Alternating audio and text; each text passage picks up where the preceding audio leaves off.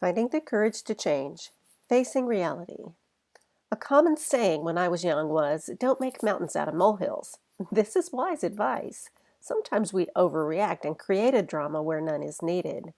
However, sometimes I go too far in the other direction and try to ignore reality. For years, I resented the time that it took to do laundry. I didn't have time to wash, dry, fold, sometimes iron, or hang things up neatly.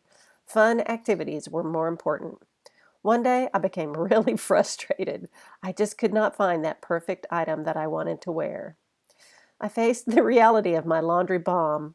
I could never find what I wanted. If I did find the item, it was either dirty or too wrinkled to wear. Suddenly, I could see that this problem was mine to solve.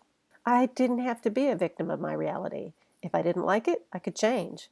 I didn't have a maid. No one was going to step in and take care of me. Plus, I was completely capable of doing all those little tasks. I started to develop better habits. I didn't turn it around overnight, but these days the laundry usually gets done and the clothes get put away. These tasks don't take long. I've discovered that I can easily fit them into other parts of my day. I'm washing and cooking, drying and exercising. Today, doing these simple tasks is a habit. I don't have to make time for it. When I make facing reality a habit, then it gets done automatically. When I am facing my reality, I take back my personal power. I love the feeling of being independent and free.